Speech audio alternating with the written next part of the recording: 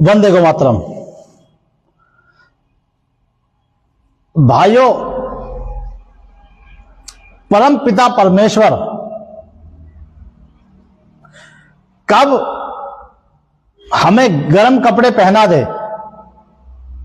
और कब हमें कम से कम कपड़े पहनने पर मजबूर कर दे, परमात्मा की असीम कृपा है। परमात्मा की कोई तोड़ ही नहीं है। अभी मौसम धीरे धीरे बहुत चेंज हो रहा था। अभी 2-3 दिन से परमात्मा ने मौसम ने ऐसी करवट बदली है। वैसे तो हमारे किसान भाइयों का नुकसान भी हो रहा है, क्योंकि अभी फसल कटने का टाइम है। गेहूं की फसल, सरसों तो मेरे विचार से सभी लोग फ्री हो गए होंगे काट के निकलवा करके। तो अब हमारी फसल गेहूं की पककर तैयार है। कुछ भाइयों के तो गेहूं कटने लगे हैं। तो रात से ऐसा मौसम हो रहा है। वैसे तो पिछले कई दिनों से कभी बादल कभी बूंदाबांदी, लेकिन रात से यहां हमारे उत्तराखंड में तो हरिद्वार रुड़की में तो अच्छी बारिश हुई है। और अब भी मैं जो आया हूं, आज हमें भी जो हमने कपड़े पैक कर दिए थे वो फिर से निकालने पड़े, रेनकोट पहनना पड़ा, तब मैं अपनी सेवा जहां हम देते हैं वहां पहुंचा हूं। तो मेरा लाइव आने का आज का जो हमारा उद्देश्य है, लाइव आने का जो हमारा सेशन है, तो वो यही है, हम जो यहां बैठ करके भयावह रोगों का जो उपचार करते हैं,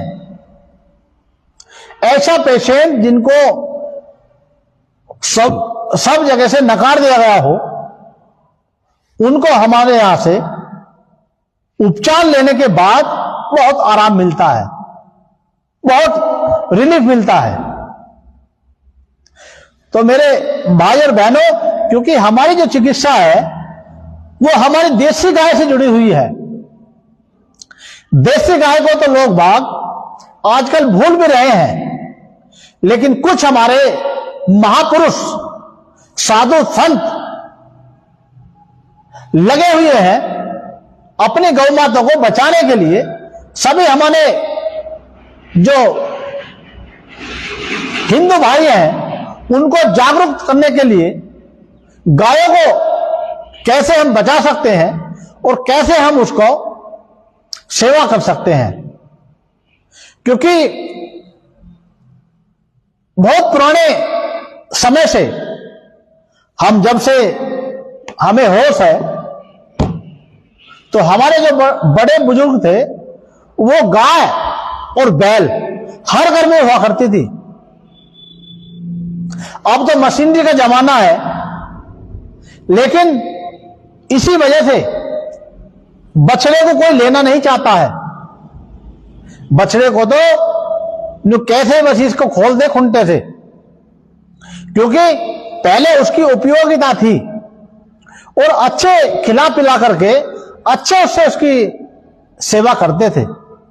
वो भी हमको फसल उगाने के लिए, सबसे बड़ी जो पैदावार को बढ़ाने के लिए, जो हमारी कृषि भूमि है उसको अनाज पैदा करने के लिए, गन्ना पैदा करने के लिए, ये जितनी भी हमारी सब्जियां और ये से अनाज है, सबको पैदा करने के लिए सबसे बड़ा अगर किसी का रोल है तो हमारी देसी गौ माता के भाइयों।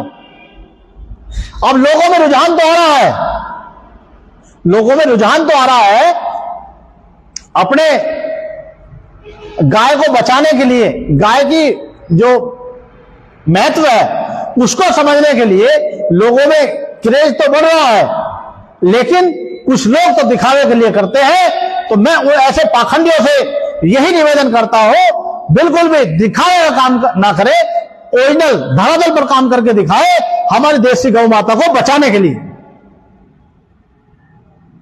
तो मेरे भी जो सोशल मीडिया से जो जुड़े हुए भाई और बहनें हैं, हमारे हिंदू भाई और बहनें हैं, तो मैं उनसे सबसे यही निवेदन करने का प्रयास करता रहता हूं, ताकि हमारे एक छोटे से प्रयास से, हमारे एक छोटे से सुझाव से हमारी कहीं ना कहीं देसी गौ माता बच सकती है।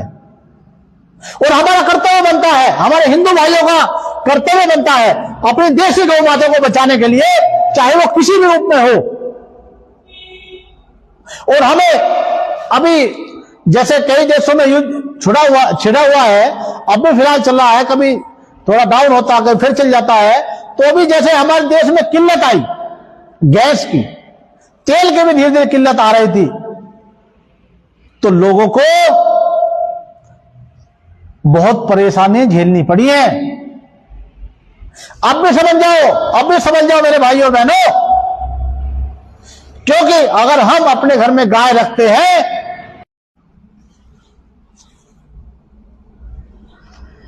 अपना भोजन पकाने के लिए हमारी देसी गाय का पुराने समय से ही बहुत बड़ा योगदान है।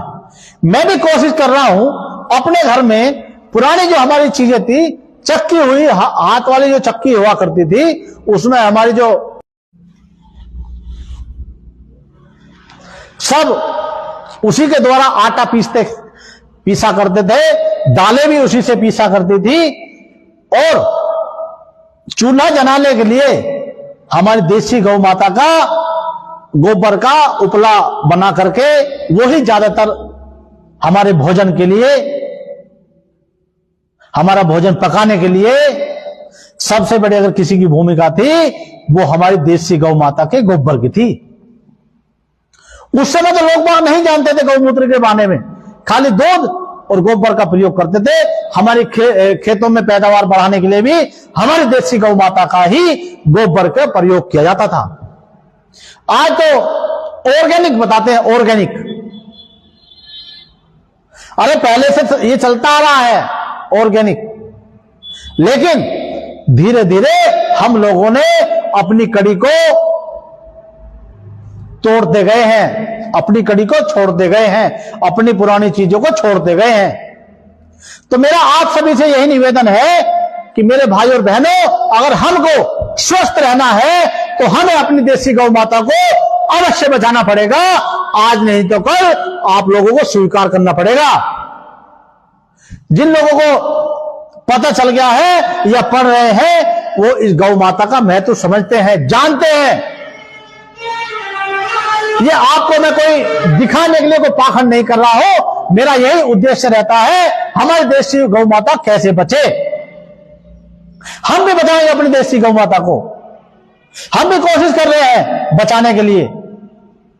आपको सोशल मीडिया के माध्यम से भी मैं बताने का प्रयास करता रहता हूं, और हम भी जल्दी, बहुत जल्दी एक छोटी सी गौशाला का उद्घाटन करेंगे, और वहां अगर हम देसी गौ माता से लाभ लेंगे तो उस पैसे को उन्हीं देसी गौ माता को बचाने के लिए प्रयोग किया जाएगा। भाइयों, अपना घर चलाने के लिए नहीं, अपने बच्चे पालने के लिए नहीं।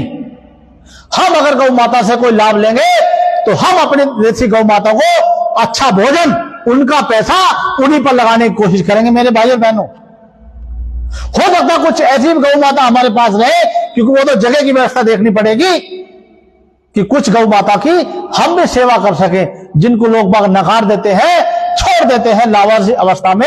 अरे क्या अपने मां बाप को भी ऐसे ही छोड़ोगे?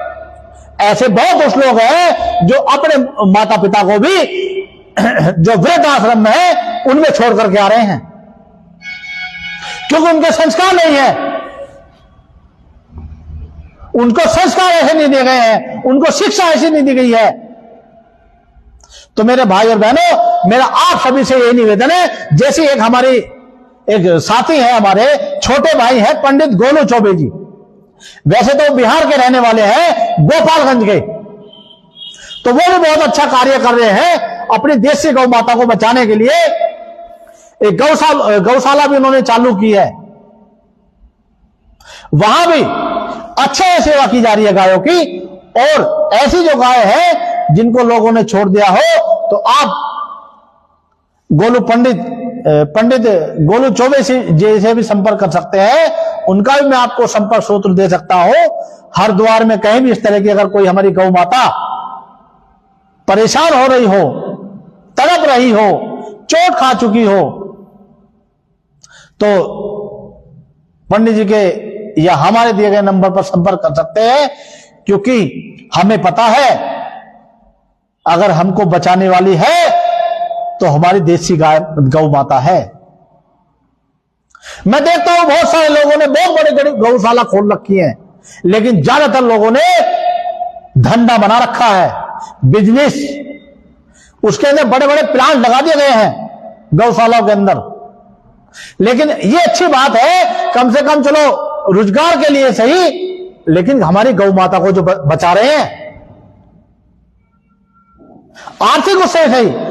लेकिन अगर वहां हमारी कोई गौ माता किसी में कोई विकार आ जाता है तो उन भाइयों से भी मैं निवेदन करना चाहूंगा, ऐसे साधु संतों से भी हाथ जोड़ करके निवेदन करना चाहूंगा, अगर ऐसी गौ माता कोई किसी में कोई कमी आ गई हो, वो दूध न दे रही हो और वो ज्ञापन नहीं रुक पा रही हो, तो आप ऐसी गौ माता को भी अपने पास रखें। भले आप कुछ भी कमाई लें, घी बेचें, दूध बेचें, कोई दिक्कत नहीं है, लेकिन उसी के साथ साथ कम से हमारी गौ माता के गौमूत्र का भी अगर आप प्रयोग करते हैं तो आप स्वस्थ रह सकते हैं। मेरे भाई और बहनों, हमारी जो संस्था है वो बहुत बड़ा कार्य करने जा रही है। अभी हम उसमें धीरे धीरे लगे हुए हैं, क्योंकि कहीं ना कहीं हम भी थोड़े स्ट्रगल दौर से गुजर रहे हैं। कुछ दुष्ट लोगों की वजह से हमको भी बहुत पीड़ा हुई है, बहुत दुख हुआ है, हमको भी दिल में ठेस पहुंची है कि धोखा जो साथ में रहने वाला अगर कोई करता है वही सबसे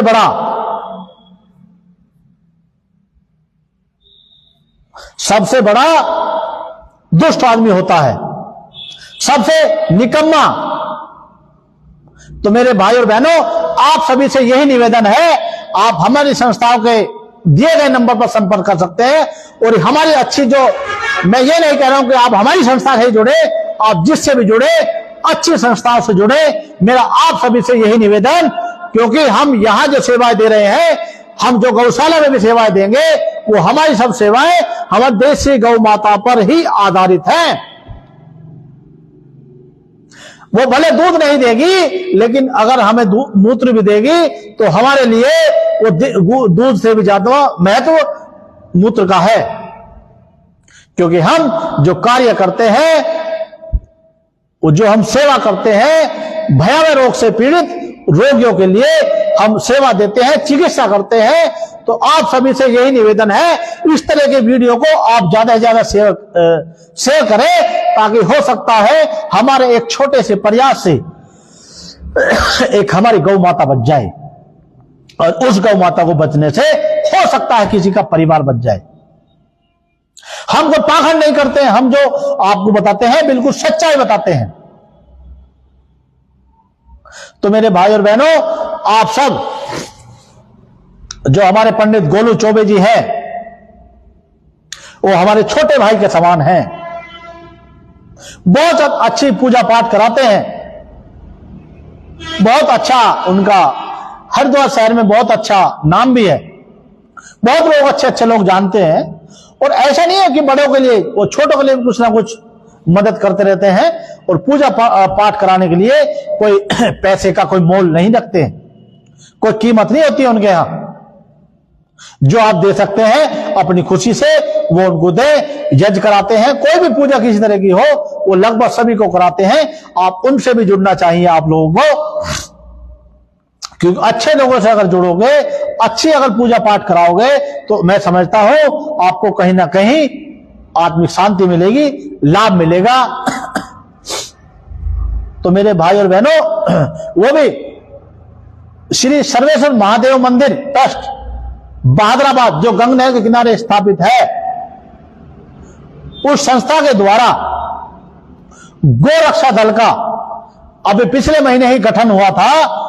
तो वो बहुत अच्छा कार्य कर रहे हैं, उनकी जो टीम है वो सब लगे रहते हैं। हमें भी अगर समय मिलता है, हम भी उनके साथ में जुड़े रहने का प्रयास करते रहते हैं अपनी गौ माता को बचाने के लिए, क्योंकि किसी रूप में कोई भी अगर कार्य कर रहा हो हमको उनसे मिल करके, क्योंकि वो हमारी गौ माता के लिए ही कार्य कर रहा है, वो हमारे ही सब लोग भाई हैं जो हमारे देश की गौ माता के लिए कार्य करते हैं। इन्हीं शब्दों के साथ मैं आज का जो हमारा लाइव सेशन था यहीं पर समाप्त करता हूं, अपनी वाणी को यहीं पर विराम देता हूं। जय गौ माता, वंदे गौ मातरम, धन्यवाद।